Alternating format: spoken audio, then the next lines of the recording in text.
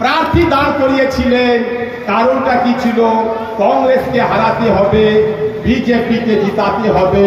ত্রিপুরাতে কংগ্রেসকে হারিয়ে বিজেপিকে জিতিয়েছে। চলুন আরো আগে যাই, মণিপুরে। মণিপুর কোথায় আছে? তৃণমূলের নেতা বলতে পারবে না।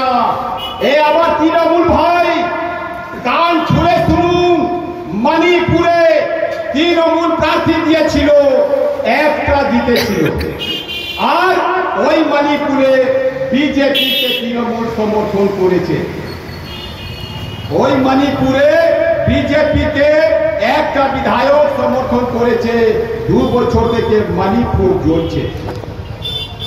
এই যে বিজেপির এত বাড়বাড়ন্তার ভারতবর্ষে কিভাবে হচ্ছে? যারা যারা বিজেপিকে ধরেছে তাদের আঞ্জামটা দেখুন। আজকে নীতিশ কুমারকে দেখেন, লোক নীতিশ কুমারের দল ছেড়ে পালাচ্ছে। চন্দ্রবাবু নাইডুকে দেখেনি, মায়াবতীকে দেখেনি। ভারতবর্ষে মায়াবতী মুছে গেছে। দেখেনি মেহবুবা মুফতিকে, জম্মু কাশ্মীরের মুখ্যমন্ত্রী ছিল মেহবুবা মুফতি, শেষ হয়ে গেছে। বিজেপির হাত ধরেছিল কে? মমতা বন্দ্যোপাধ্যায়। আজ পশ্চিমবাংলায় দেখুন, রাম নবমীর নামে মুর্শিদাবাদ জ্বলছে। জ্বলছে না, জ্বালানো হয়েছে। বাইরে থেকে লোক নিয়ে আসা হয়েছে। বিজেপির নেতা অর্জুন সিং বলেছে, আমি বিহার, উত্তরপ্রদেশ, ঝাড়খণ্ড আর উড়িষ্যাতে লোক নিয়ে এসে মুর্শিদাবাদ খালি করে দেব। কোনো অ্যাকশন হয়েছে? কোনো অ্যাকশন হয়েছে? রাজ্যের মুখ্যমন্ত্রী, পুলিশ মন্ত্রী অর্জুন সিং দিন প্রতিদিন মুসলমানকে গালাগালি দিচ্ছে, ইসলামের বিরুদ্ধে কথা বলছে।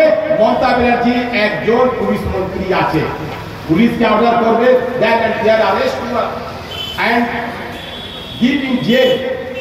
কিন্তু অর্জুন সিং জেলের বাইরে। অস্ত্র রাখো, অস্ত্র। কে বলছে? সুকান্ত মজুমদার। কে বলছে? শুভেন্দু অধিকারী।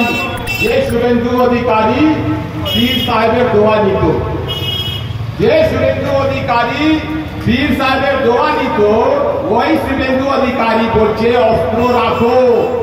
অস্ত্র কি হবে? মুসলমানকে মারতে হবে। তৃণমূল নেত্রী মমতা বন্দ্যোপাধ্যায় শুধু রাজ্যের মুখ্যমন্ত্রী নেই, একজন পুলিশ মন্ত্রী আছে। অস্ত্র রাখো, এই কেসে তাকে অ্যারেস্ট করা উচিত ছিল। কিন্তু সুকান্ত মজুমদার বাইরে আছে, শুভেন্দু অধিকারী বাইরে আছে। বুঝতে পারছেন না? গোপনে গোপনে চুক্তি আছে, গোপনে গোপনে চুক্তি আছে।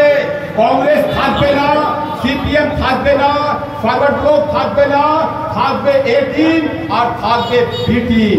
আজকে পশ্চিমবাংলায় চারদিকে বিজেপি বাড়প্রান্তর হচ্ছে।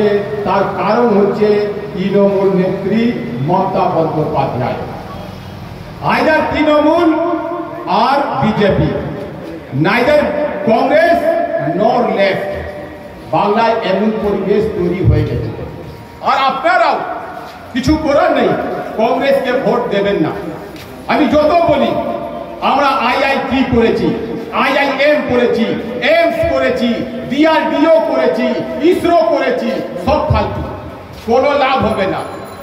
অনেকে ইসরো বুঝেই না, ডিআরডিও বুঝেই না, এইমস পুরো ফর্ম জানেই না।